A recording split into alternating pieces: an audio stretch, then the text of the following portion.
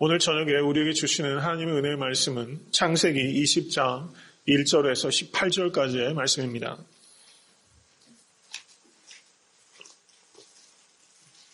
창세기 20장 1절에서 18절까지의 말씀 다 같이 합독하도록 하겠습니다. 아브라함이 거기서 남방으로 이사하여 가데스와 술 사이 그랄에 우거하며 그 안에 사라를 자기 누이라 하였으므로 그러랑 아비멜렉이 보내어 사라를 취하였더니 그 밤에 하나님이 아비멜렉에게 현몽하시고 그에게 이르시되 내가 취한 이 여인을 인하여 내가 죽으리니 그가 남의 아내임이라. 아비멜렉이 그 여인을 가까이 아니한 고로 그가 대답하되 주여 주께서 의로운 백성도 멸하시나이까. 그가 나더러 이는 내 누이라고 하지 아니하였나이까. 그 여인도 그는 내 오랍이라 하였사오니 나는 온전한 마음과 깨끗한 손으로 이렇게 하였나이다.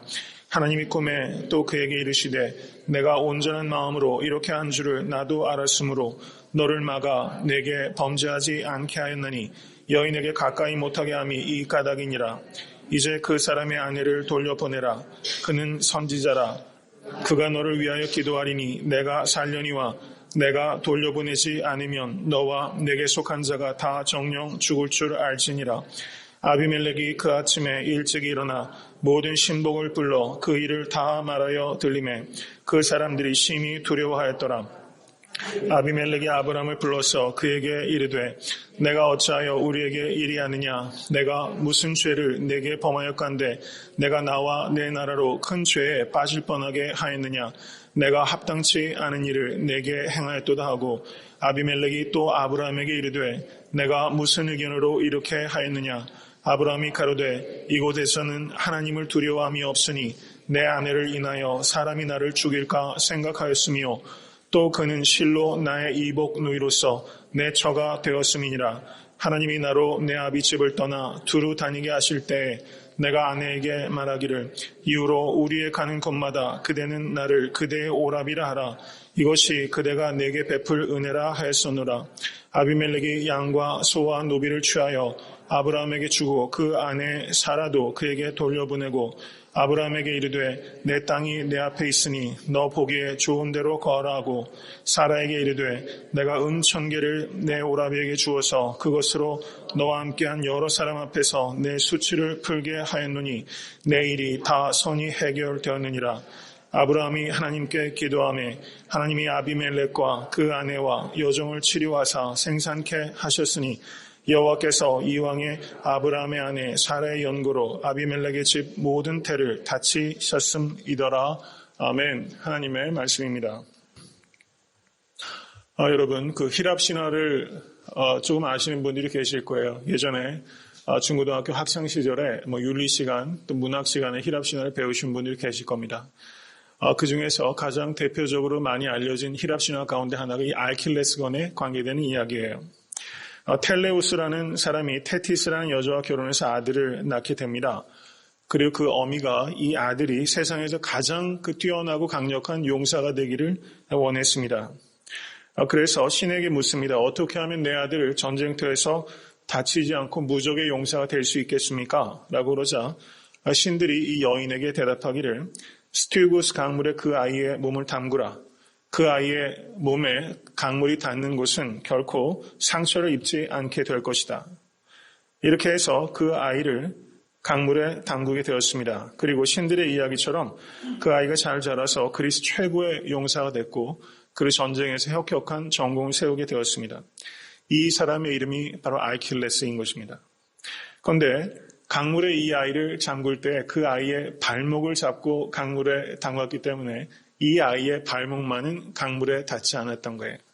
그래서 이 용사가 전쟁에 나갔을 때 그 발목에 화살을 맞아서 죽고 말았다는 것입니다. 온 몸은 칼과 창과 화살이 뚫을 수 없을 만큼 강력했지만 이 사람의 그 알킬레스, 그 뒤꿈치는 약해서 거기에는 치명적인 약점이 있다. 그래서 이것을 히랍 신화에서 알킬레스건이다. 이렇게 말하는 것입니다. 여러분, 이것을 그 결정적 약점이라고 할 수 있을 거예요. 여러분에게는 알킬레스건이 없습니까? 여러분, 제가 그것을 한번 좀 이렇게 만져드릴까요? 여러분 인간관계에서도 이렇게 보다 보면 제 개인만 봐도 그래요. 어떤 부분들은 잘 참아줘요. 잘 참아줘요. 다른 사람들과 비교해서 그런 부분을 잘 참는 것 같아요. 근데 어떤 부분들은 참아지는 이 정도가 현저하게 낮은 결정적인 약점이 저에게도 있더라고요. 그것만 건들면 그냥 사람이 형편없어지고 그 사람만 만나게 되면 제가 언제 그랬냐는 듯이 다른 사람을 보는 것 같이 제 스스로도 그렇게 당혹스러운 제 모습을 볼 때가 사실 여태까지 적지 않았던 것 같아요. 올 한 해를 살면서도 그런 모습이 없었다고 결코 얘기를 못하겠습니다. 이 성숙해진다는 것은 그런 빈도수를 좀 줄여나가는 것 같아요. 여러분 저에게도 참 아킬레스건이 많이 있습니다. 여러분에게도 이 아킬레스건이 있지 않습니까? 오늘 말씀을 보면서 이 창세기 20장의 이 아브라함의 모습은 이 아브라함의 아킬레스건이 무엇인가 하는 것을 생각하게 되는 것 같아요. 여러분 아브라함은 요 바로 앞에서 어떤 상황들이 있었습니까? 소돔과 고모라가 멸망할 때 저가 하나님 앞에 서서 중보하기도 했던 사람이에요. 그리고 그 전의 모습은 어떻습니까? 롯에게 양보했던 사람이고 목숨을 걸고 318명을 이끌고 롯을 구해오기도 했어요. 여러모로 볼 때 신앙과 인격이 이제는 상당한 수준에 올라가서 다시는 넘어지지 않을 것 같이 보였어요. 근데 오늘 모습을 보면서 제가 설교를 준비하면서 어떤 인상을 받았냐면 이 도대체가 이해가 안 되는 거예요. 아브라함의 행동이 이해가 안 가요. 그러니까 어떤 의미에서 설교를 준비하기가 조금 어려웠어요. 앞뒤가 잘 안 맞아요. 이게 아브라함의 인생에 있어서 초기에 있었으면 제가 이해가 되겠어요. 그런데 이게 중기도 아니고 이제 곧 이삭을 낳아야 될 아브라함이 완숙한 지경에 이르는 아브라함이 여기에서 이런 실수를 범하고 있다는 게 참 안타깝고 이해가 잘 안 돼요. 충격적입니다. 그래서 저는 성경을 우리가 어떻게 읽어야 되는지 새삼 다시 한번 깨닫게 돼요. 성경은 위인전기가 아니라는 것입니다. 성경은 한 사람의 삶을 미화하는 데 의도가 전혀 없어요. 만약에 이 성경 기자가 아브라함의 전기를 쓰는 사람이라면 여러분 정주영 씨도 그렇고 이명박 씨도 그렇고 김우중 씨도 그렇고 다 전기를 다 쓰잖아요. 그러면 그 앞에서 받아 쓰는 사람이 있어요. 미화하죠. 잘한 것은 확대하고 잘못한 것은 싹 빼던가 하지 않습니까? 이게 인간이 쓴 전기라면 이 창세기 20장의 내용은 당연히 빼버릴 이야기예요. 사람이 쓴 책이 아니라는 것입니다. 아브라함의 치명적인 약점은 여기 기록하고 있어요. 성경의 주인공은 아브라함이 아니라는 거예요. 성경의 주인공은 누구십니까? 하나님이시라는 거예요. 하나님이시기 때문에 여기 적혀 있을 수 있어요. 그래서 이와 같은 모습을 보면서 저는 성경이 어떤 책인가 하는 것을 새삼스럽게 깨닫게 돼요. 그리고 또 하나 느끼는 게 아브라함이 말도 안 되는 행동을 보면서 이 새삼스럽게 깨달았어요. 그렇지. 사람이 논리적으로 해결이 되는 사람인 게 아니지. 인간이라는 존재가 처음부터 끝까지 이렇게 쭉 일관되게 하나의 논리로 꿰뚫어지지 않지. 이런 생각이 들더라고요. 저도 여태까지 살면서 얼마나 비논리적이고 얼마나 비상식적인 말과 행동들을 해왔는지 몰라요. 여러분 제가 목회를 이제 여기에서 담임 목회는 처음 하고 있습니다. 제 나름대로 조심조심 신중하게 그리고 때로는 결단력을 가지고 한다고 했지만 여러분 보시기에 제가 좀 비상식적이거나 비논리적인 목회를 하는 것처럼 보이는 순간도 있었을 것이고 실제 그랬을 수도 있다고 생각해요. 사람이 이렇게 잘 깨어지진 않아요. 이 아브라함의 모습이 제 모습이구나 그게 깨달아지더라고요. 이렇게 말이 안 되는 짓을 하는구나. 이게 제 모습이구나. 이런 생각이 들더라고요. 우리가 흔히들 그런 말 많이 하면서 사는 것 같아요. 인간이 어떻게 그럴 수 있어? 여러분 이 말 많이 하죠. 인간이 어떻게 그럴 수 있어? 가만히 생각해 보니까 인간이니까 그럴 수 있다. 이런 생각이 들더라고요. 네 발 짐승은 안 하는 짓을 두 발 짐승은 인간을 하더라고요. 여러분 세상 돌아가는 거 한번 보세요. 여러분 커네티컷은 제가 공부했던 곳입니다. 그곳을 제가 잘 알아요. 거기에서 그렇게 많은 사람이 그 어린아이들 사진을 보니까 참 마음이 무겁더라고요. 그게 사람이 할 짓입니까? 여러분 네 발 짐승은 하지 못하는 일이에요. 두 발 짐승을 가진 인간만이 할 수 있어요. 인간이기 때문에 그렇게 할 수 있는 거예요. 여러분 아이슈비츠를 만들었던 것도 인간이고 아이슈비츠에서 여러분 그 자신의 제자인 그 유대인 어린아이들이 죽는 것을 못 봐서 그 자기가 유대인이 아님에도 불구하고 그 아이를 품에 안고 아이슈비츠에 가서 같이 죽었던 사람도 있어요.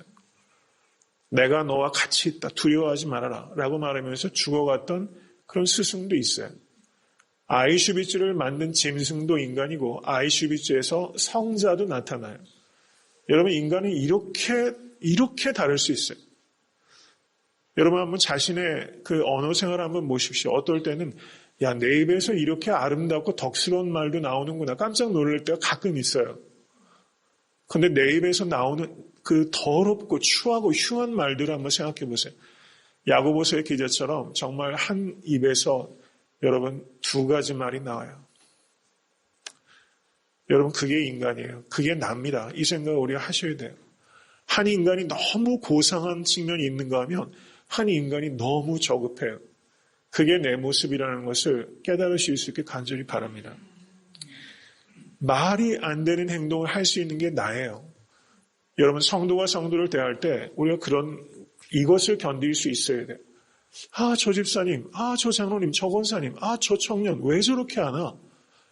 이렇게 생각이 될 때가 있을 거예요. 여러분 깊이 생각하십시오. 내 모습 역시 그런 모습을 가지고 있고 그런 단계를 거쳤다는 것을 생각하셔야 돼요. 오늘 아브라함의 실수를 우리가 보면서 여러분 다른 성도들의 실수에 대해서 관용할 수 있는 넓은 마음을 가지십시오. 그리고 이런 실수를 하지 않도록 성숙해지기 위해서 기도하시고 힘쓰시는 모든 성도 되실 수 있기를 간절히 바랍니다. 오늘 본문 말씀의 구성은 이렇게 되어 있습니다. 20장 1절과 2절을 보시면 전체 그 스토리의 백그라운드가 기록되어 있어요.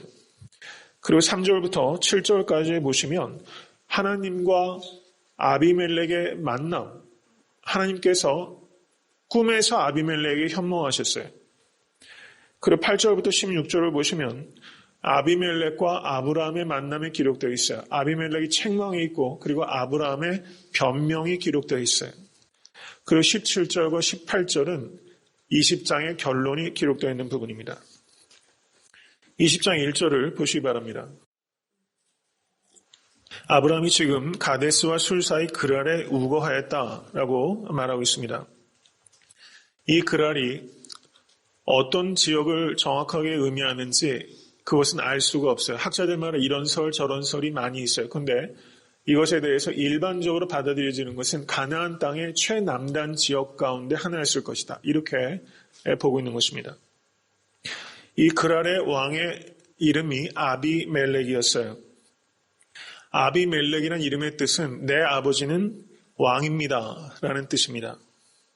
그런데 아비멜렉이라는 이 이름이 어떤 그 왕의 개인의 이름을 이야기하는 것이 아니라 이집트 왕을 뭐라고 부르죠? 파라오라고 부르죠. 이집트 모든 왕들은 파라오라고 불러요. 그런 것처럼 그랄 왕은 모두 아비멜렉이라고 불렀던 것입니다. 그 제위의 이름을 통칭해서 아비멜렉이다 이렇게 불렀다는 것이죠. 그런데 그랄에 갔을 때 지금 2절을 보시면 아브라함이 그 아내 사라를 자기 누이라 하였습니다. 12장에 보셔도 아브라함이 기근을 피해서 애굽에 갔을 때 자신의 아내 사라를 누이라고 해가지고 그 파라오가 이 아내를 데리고 가서 어려운 일을 당하지 않았습니까? 여기서 똑같은 상황이 지금 벌어지게 된 거예요. 여기에서는 기근이라는 이유가 설명되어 있지 않습니다. 왜 그랄에 갔는지 성경은 말씀하고 있지 않아요. 무슨 연유 때문에 여하튼 아브라함이 주거지를 옮겨서 그랄로 가게 된 것입니다. 그래서 아비멜렉이 이 사라를 아무것도 모르고 아내를 취하게 된 것입니다. 여기에서 그 창세기 12장을 보시면 12장 11절에 아브라함이 이렇게 말했습니다. 그대는 아리따운 여인이라 애굽 사람이 그대를 볼 때 이르기를 이는 그의 아내라 하고 나는 죽이고 그대는 살리리니 원컨대 그대는 나의 누이라 하라 이렇게 말했어요. 자기 아내가 너무 아리따웠기 때문에 문제가 될 수 있다고 이 아브라함이 생각했던 겁니다. 그리고 창세기 26장을 보시면 아브라함의 아들 이삭이 역시 그랄에 갔을 때 아브라함이 저질렀던 잘못과 똑같은 잘못을 저지르게 돼요. 그때 26장 7절을 보시면 이렇게 이삭이 말합니다. 그곳 사람들이 그 아내를 물음에 그가 말하기를 그는 나의 누이라 하였으니 리브가는 보기에 아리따움으로 그곳 백성이 리브가로 인하여 자기를 죽일까 하여 그는 나의 아내라 하기를 두려워함이었더라. 이렇게 말하고 있어요. 아브라함이 잘못했던 그 잘못을 똑같은 장소에서 누가 하고 있어요? 그 아들이 하고 있어요. 여러분, 이렇기 때문에 자녀 교육이 중요한 겁니다. 똑같이 보고 배워요. 이래서 정말 중요하다고 생각해요. 여하튼 지금 창세기 12장에서 아브라함이 애굽에 가서 자신의 아내를 누이라고 소개했을 때는 25년 전입니다. 그리고 지금 이게 25년 후에요. 65세였을 때였고 지금은 90세 때였다는 것입니다. 오늘 본문을 보시면 사라가 아리따움으로라는 표현이 없어요. 90살 먹은 할머니가 아리따다고 말하면 여러분 저 같으면 그 남자를 잡아갈 것 같아요. 아리따다는 표현이 없어요. 65세도 아리따다 생각하는 것은 이 아브라함이 특별한 아내사랑이었다 생각이 됩니다. 여하튼 오늘 본문에 이 사라가 아리따다라는 표현은 없어요. 그렇기 때문에 이 그라랑이 90살 먹은 할머니를 아리따기 때문에 데려가서 취했다. 이렇게 보는 것은 아무래도 좀 무리가 있는 것 같아요. 그래서 어떤 학자는 이렇게 말합니다. 지금 아브라함이 지금 부리는 사람도 많고 그리고 가축들도 많아서 지금 굉장한 거부예요. 이 굉장한 거부가 그랄 땅에 들어온 것입니다. 그래서 이 그랄 왕이 경제적인 목적으로 동맹관계를 맺기 위해서 그리고 이 아브라함의 이 누인 이 사라를 취해서 결혼관계를 맺으려고 하였을 것이다. 이렇게 말하는 학자들도 있어요. 일리가 없지는 않다 이렇게 생각이 됩니다. 근데 제가 늘 말씀드리는 것처럼 이런 것은 행간에 있는 것이기 때문에 반드시 이렇다라고 말하는 것은 무리고 그리고 왜 이 사라를 취했는가를 정말 중요하면 성경에 썼겠죠. 아리따기 때문에 데려갔다. 경제적인 동맹관계를 맺기 위해서 데려갔다. 썼겠죠. 안 썼으니까 그렇게 중요한 건 아니라는 거예요. 근데 우리가 한번 본문을 이해해 보기 위해서 이렇게 저렇게 여러 가지 정황을 가지고 이해해 보는 것이지 여러분 이것은 중요한 겁니다. 성경에서 분명하게 언급하지 않은 것은 우리가 생각할 필요는 있지만 그것을 절대적이라고 말하는 것은 어리석은 것이다. 그리고 필요하지도 않은 것이다. 이것을 생각하실 수 있게 되기를 바랍니다. 여하튼 아내를 취하여 갔어요. 그런즉 선줄로 생각하는 자는 넘어질까 조심하라 라고 고린도전서 10장 12절 말씀은 가르치고 있습니다. 아브라함이 왜 똑같은 문제로 넘어지게 되었을까? 영적으로 깨어있지 못했기 때문이다. 이것은 분명하게 말할 수 있다는 사실이에요. 영적 거장은 태어나는 것이 아닙니다. 영적 거장은 훈련의 결과예요. 매일매일 자신을 쳐서 복종시키노라 라고 사도 바울도 말씀하셨고 고린도 전서에서 날마다 죽노라 라고 말씀하셨어요. 사도 바울조차 날마다 자기를 죽인다고 말씀했어요. 쳐서 복종시킨다는 말은 굉장히 강력한 말입니다. 그 정도로 자기를 부인하지 않으면 다스려지지 않는 야생마 같은 것이 바로 자신이라는 거예요. 여러분 자기를 훈련하시기 위해서 얼마나 수고하고 계십니까? 이렇게 수요 예배에 오셔서 예배 드리는 것도 여러분 그런 일환 중에 하나예요. 말씀을 통해서 은혜 받는 것도 중요하지만요. 이 자리에 앉아있는 것 자체가 굉장히 중요한 훈련이 되고 있는 것입니다. 모쪼록 날마다 자신을 쳐서 복종시키는 데 성공하시는 모든 성도 되실 수 있게 되기를 간절히 축원합니다. 하나님께서 개입하셨어요. 여러분 제가 그런 말씀 드리지 않았습니까? 인간들은 마치 양계장 안에 닭들이 어지럽게 찍어놓은 발자국과 같이 인간은 살아가면서 그런 발자국을 만들어요. 아무 목적도 없이 뛰어다니는 닭들처럼 우리는 발자국을 찍어놓습니다. 그것을 정리하는 분이 누구예요? 하나님이 정리해 주시는 거예요. 여기에서 아브라함이 또 어지러운 발자국을 찍어놨어요.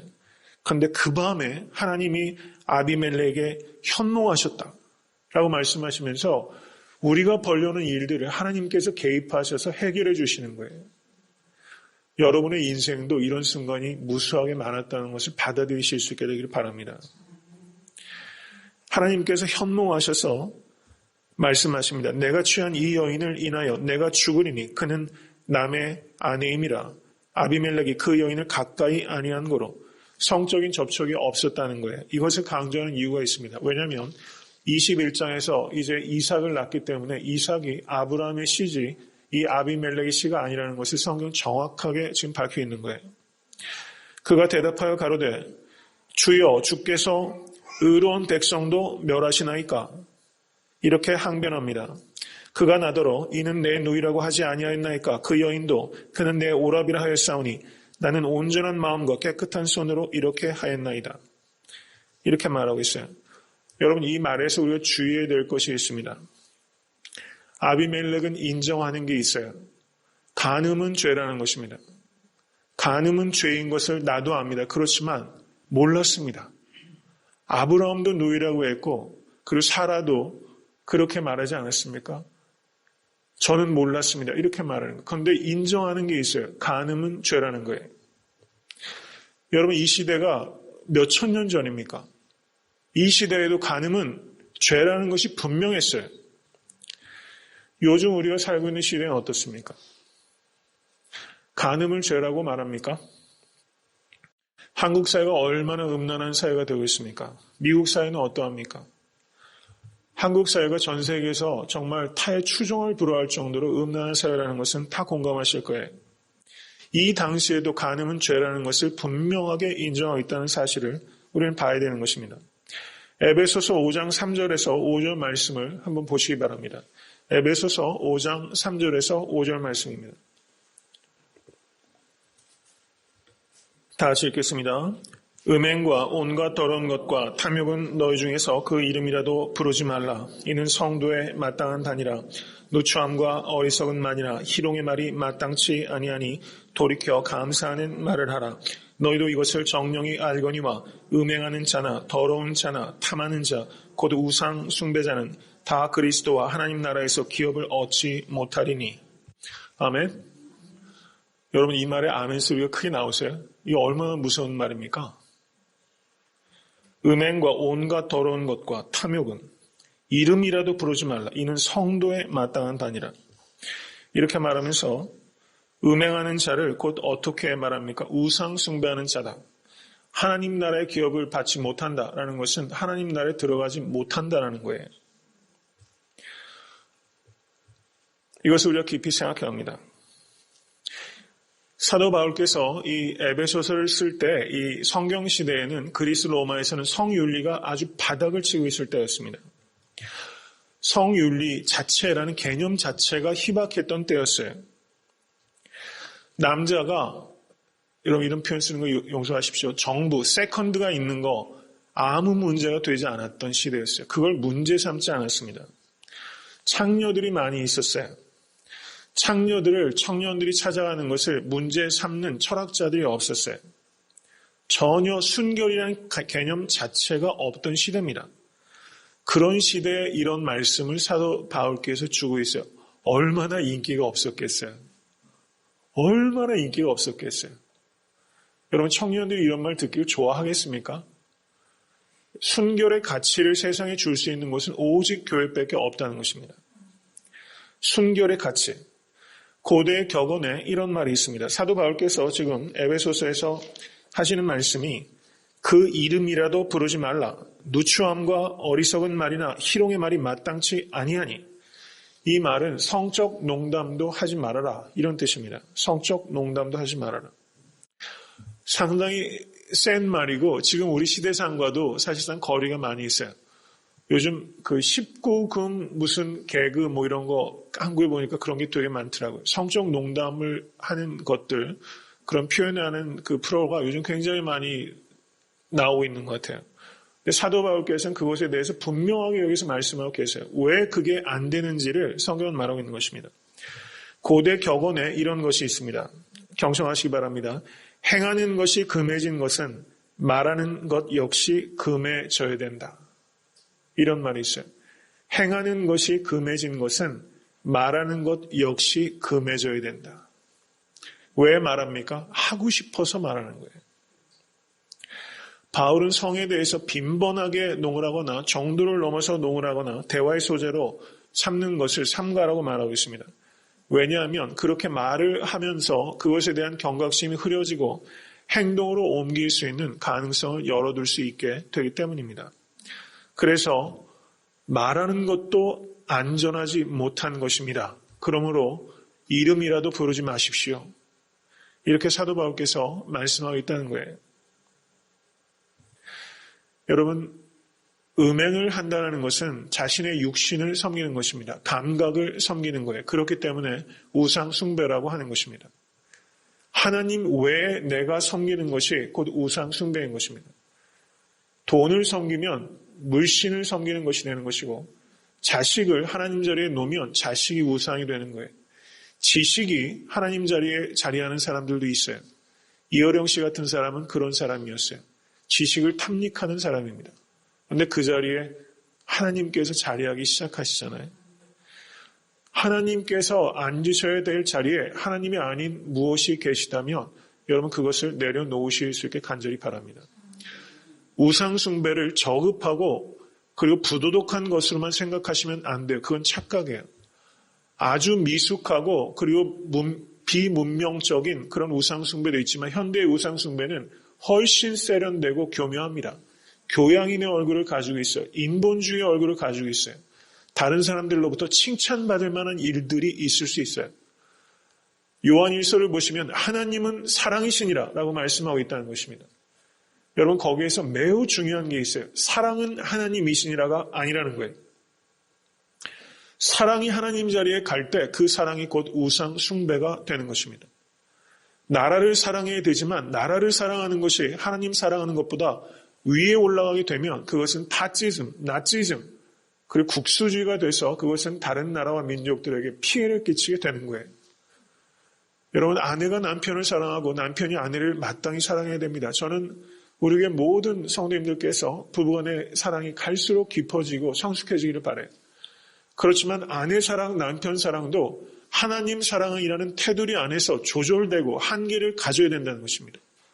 자식 사랑도 마찬가지예요. 하나님 사랑이라는 테두리 안에서 조절돼야 돼요. 그럴 때 자식이 부모를 더 사랑하게 되고 존경하게 되는 것입니다. 안 되는 건 안 된다고 자식에게 얘기해야 돼요. 그래야지만 자식이 우리 부모님이 하나님을 나보다 더 사랑하는구나. 여러분 그걸 자식에게 깨닫게 해줘야 됩니다. 우리 부모님이 나를 너무나 사랑하시지만 나보다 하나님을 우리 부모가 더 사랑하신다. 이거를 깨달아야지만 자식이 신앙교육이 되는 거예요. 나 때문에 부모는 예배고 뭐고 다 뒷전을 누빌 수 있다. 여러분 이런 암시를 주면요. 신앙교육이 뒤틀려요. 안 되는 것입니다. 하나님 자리에 있는 것이 무엇이 됐든 여러분 그 자리는 오직 하나님만이 앉으실 수 있도록 하신 여러분 되실 수 있게 되길 주님으로 간절히 축원합니다. 여기에서 하나님께서 이 아비멜렉에게 뭐라고 말씀하신지를 보시기 바랍니다. 여기에 보시면 6절 말씀 보십시오. 아비멜렉이 이렇게 항변했을 때 하나님이 꿈에 또 그에게 이르시되 내가 온전한 마음으로 이렇게 한 줄을 나도 알았으므로 너를 막아 내게 범죄하지 않게 하였나니. 누구에게 범죄하지 않게 했다고 그래요? 하나님께 범죄하지 않게 하였다. 사라를 범하는 것이 사라에게 범죄하고 아브라함에게 범죄하기 이전에 누구에게 범죄하는 것입니까? 하나님께 범죄하는 것이라는 거예요. 이것을 우리가 깊이 생각해야 하는 것입니다. 창세기 39장 9절을 보시면 요셉이 뭐라고 말합니까? 내가 어찌 이 큰 악을 행하여 하나님께 득죄하리이까? 내가 어찌 보디발에게 득죄하리이까? 나를 믿어준 보디발의 뒤통수를 칠 수 있겠습니까? 이렇게 말하지 않았어요. 내가 어찌 하나님께 득죄하리이까? 여러분 보디발을 두려워하는 사람이었다면 보디발의 아내를 범했을 거예요. 요셉은 보디발이 아니라 하나님을 두려워했기 때문에 보디발의 아내를 범하지 않았던 것입니다. 여러분 사람을 두려워하지 마시고 하나님을 두려워하실 수 있게 간절히 축원합니다. 사무엘하 12장 13절을 보셔도 나단 선지자가 다윗에게 와서 다윗의 죄를 지적했을 때 다윗이 뭐라고 대답합니까? 저를 따라해 보십시오. 내가 여호와께 죄를 범하였노라. 밧세바와 우리아에게 죄를 범했죠. 그런데 누구에게 죄를 1차적으로 범했어요? 내가 여호와께 죄를 범하였나이다. 여러분, 그리스도인은 저도 여러분 앞에 있어요. 사람 앞에 있어요. 여러분 생활하시다 보면 사람 앞에 있어요. 그런데 1차적으로 생각해야 되는 것은 저는 여러 사람 앞에 있기 전에 하나님 앞에 있는 목사입니다. 그것을 제가 기억할 때 힘들어요. 솔직히 말씀드리면 고통스러운 일입니다. 그런데 그렇게 해야지만 목회할 수 있다고 생각해요. 여러분, 그리스도인이 그리스도인을 살기 위해선 나는 사람 앞에 있지 않고 하나님 앞에 있다는 의식을 가지셔야 돼요. 이거를 코람데오의 신앙이라고 하는 것입니다. 코람데오의 신앙. 나는 하나님 앞에 있습니다. 여러분, 이 의식을 가질 수 있어야 돼요. 그것을 하나님께서 이 아비멜렉에 가르치셨어요. 내게 범죄하는 것을 내가 막은 것이다. 이렇게 말씀하고 있다는 사실입니다. 여러분, 여태까지 살아오시면서 저도 그렇게 변명 참 많이 했어요. 몰라서 그랬어요. 몰라서 그랬어요. 아비멜렉이 그 얘기하는 거잖아요. 몰라서 그렇게 했다는 거예요. 정상 참작은 할 수 있어요. 충분하지 않아요. 몰라서 그랬다라고 말하는 것은 성숙하지 못한 사람의 변명일 수는 있어도 성숙한 사람은 몰라서 그랬습니다라고 말할 때 좀 부끄러움을 느껴야 돼요. 모르는 것도 죄입니다. 여러분, 정말 성화를 꿈꾸는 그리스도인은 알고도 지은 죄도 고통스러워하지만 내가 모르고도 죄를 짓고 있다는 것을 안타까워할 수 있어야 돼요. 모르고서 다른 성도들의 마음을 아프게 할 수 있다는 것을 생각해야 합니다. 모르고서 교회에 어려움을 끼칠 수 있다는 것을 우리는 깨달아야 돼요. 여러분, 저도 목회를 하면서 그런 죄를 많이 범했을 거라고 생각해요. 그래서 하나님께 기도합니다. 하나님, 제가 깨닫지 못하고 짓는 죄가 분명히 있을 것이고 그것이 많을 텐데 하나님 깨닫게 해주시옵소서. 여러분, 그 죄를 깨닫는 것은 분명히 고통스러운 일이에요. 그런데 정말 그리스도인은요, 그 죄를 깨닫게 되면 행복해요. 왜냐하면 하나님과 더 가까워지기 때문에. 그래서 이것을 라틴어로 펠릭스 쿨파라고 하는 것입니다. 펠릭스 쿨파. 저를 한번 따라해 보십시오. 펠릭스 쿨파. 이 말이 O happy day가 아니라 O happy sin이에요. O happy sin. 따라해 보십시오. O happy sin. 크게 해요. O happy sin. 죄를 짓는 게 행복한 것이 아니라 모르고 지은 죄를 깨닫는 게 행복한 거예요. 회개할 기회를 얻었기 때문에. 하나님과의 관계가 회복될 수 있기 때문에 펠릭스 쿨파. 여러분, 모르고 지은 죄에 대해서 민감해지실 수 있게 되기를 주님으로 간절히 축원합니다.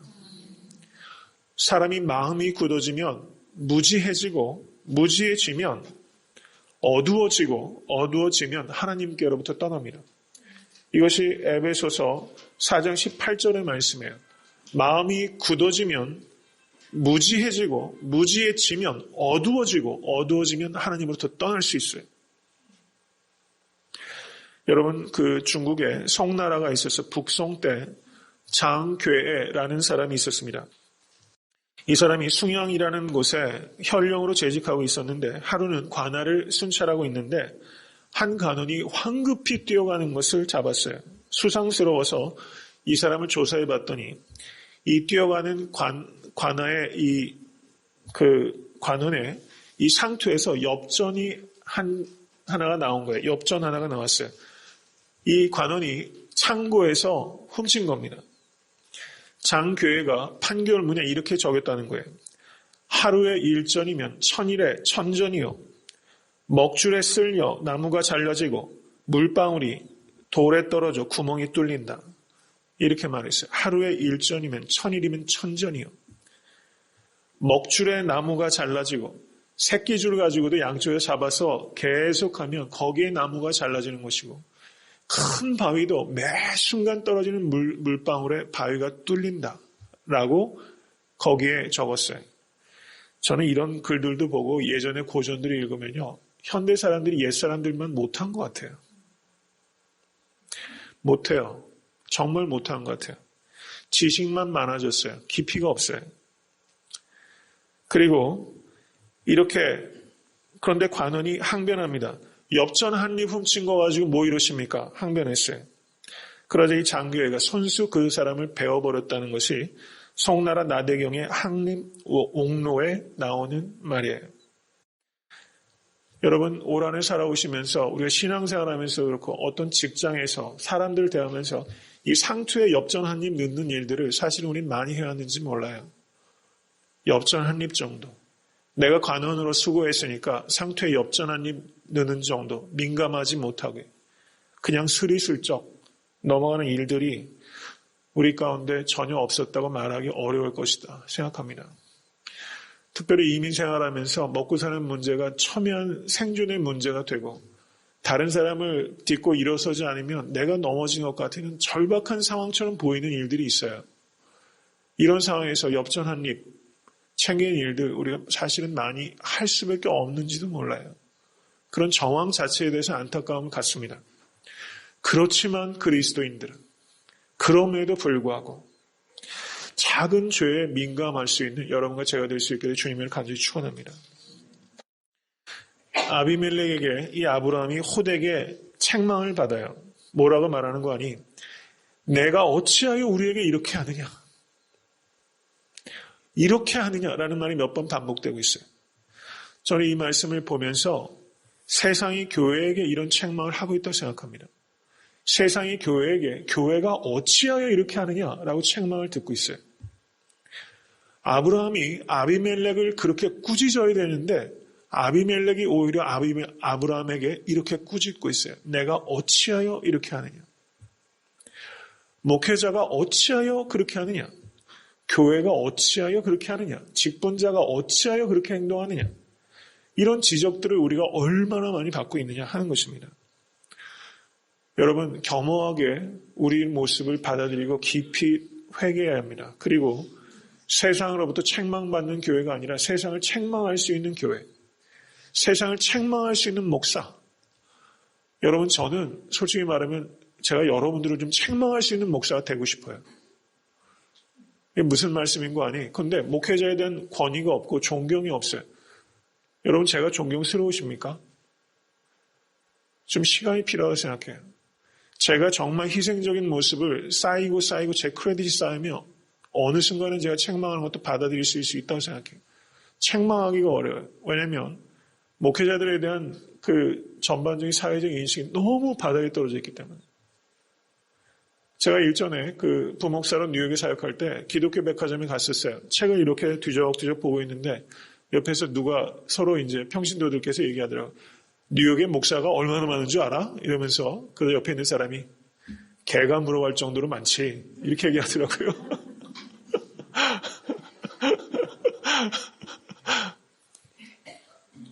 말 참 시원하게 잘한다. 속으로 그렇게 생각했어요. 여러분, 그렇지만 여러분, 정말 잘못 가리키고 잘못되게 행하는 목회자 하나님 앞에 크게 심판이 있을 거예요. 여러분, 그렇다고 모든 목회자를 그렇게 도매금으로 생각하는 것 회개하셔야 됩니다. 진실되게 목회하기 위해서 자기의 한계를 가지고 씨름하면서 몸부림치는 목회자들이 생각보다 많이 있어요. 여러분, 그런 목회자들 많이 있습니다. 여러분, 그러니까 뭐든지 일반화시켜서 말해서는 안 돼요. 목회자를 지나치게 떠받들어도 안 되고 지나치게 박대하는 것도 못 쓸 짓입니다. 성경은 그렇게 말하지 않아요. 여러분, 목회자는 메시지로 판단하는 것입니다.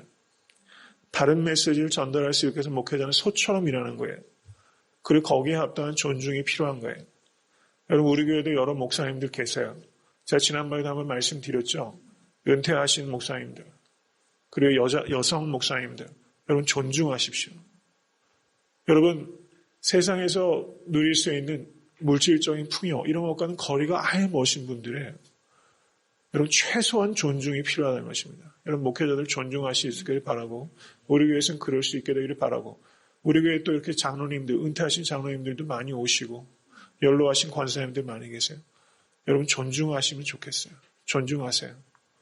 여러분, 존중하시고 서로 알아가고 아끼고 품어주고 다 허물 많고 부족한 거 많지만 그렇게 함부로 폄하해서 될 일이 아닙니다.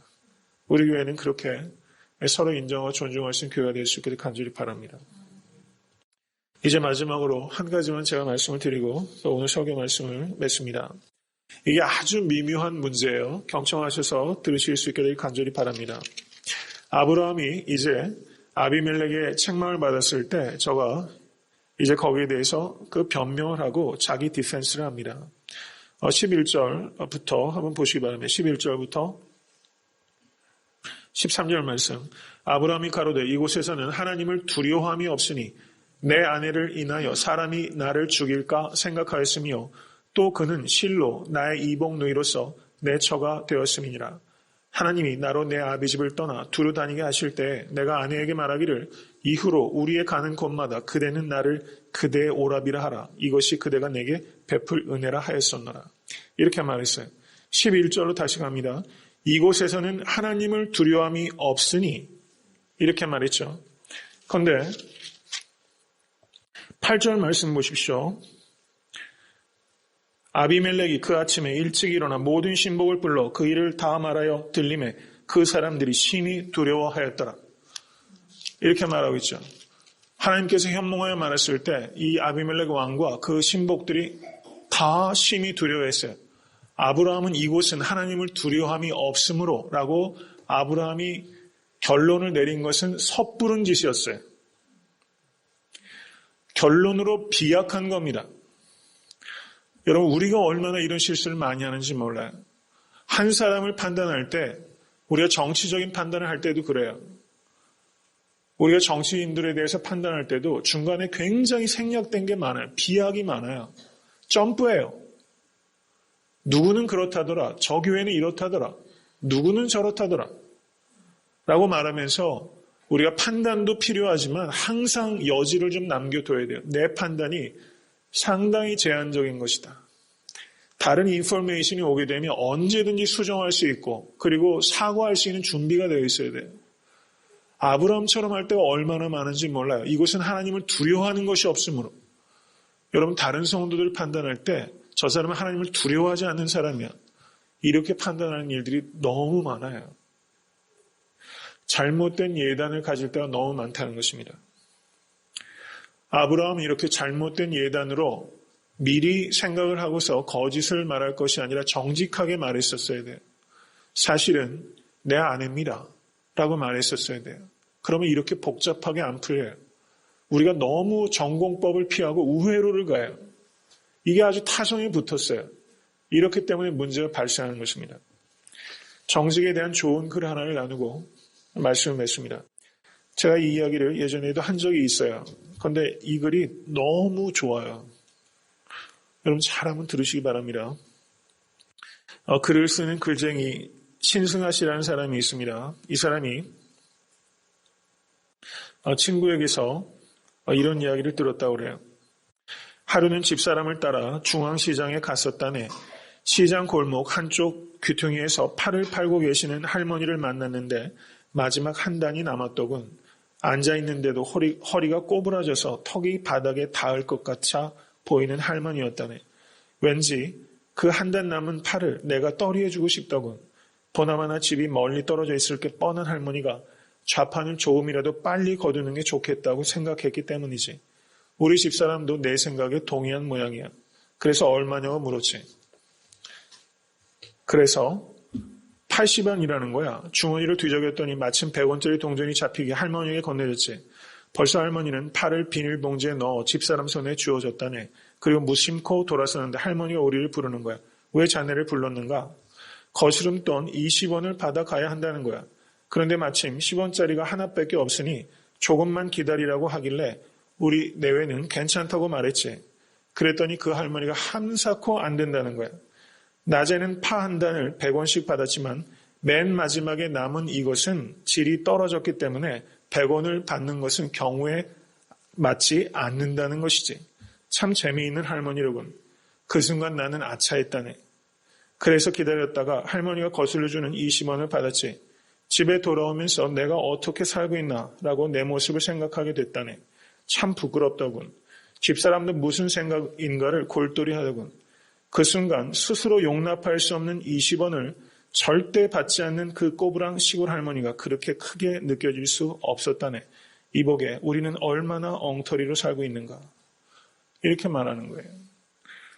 이 할머니가 낮에는 100원씩 파는데 마지막 떨이 되는 것을 100원에 못 팔겠다는 거예요. 양심상. 그래서 그것을 한 사코 20원을 떠넘겨 주는 거예요. 우리는 얼마나 엉터리로 살고 있는가. 이것을 한번 생각해 보게 되는 것입니다. 우리가 살아가면서 임기응변이다, 기지라는 말로 자기합리하면서 우리가 슬쩍슬쩍 20원을 챙기면서 살아가고 있어요. 목회도 그렇게 하고 있는지는 모르겠습니다. 여러분, 오늘 이 말씀은 참 여러 가지를 생각하게 하는 것입니다. 여러분, 깊이 자신을 되돌아보고 정직하게, 그리고 함부로 사람들을 예단하지 말고 여러분 하나님 앞에서 살아가신 여러분과 제가 될 수 있게 될 주님의 이름으로 간절히 축원합니다.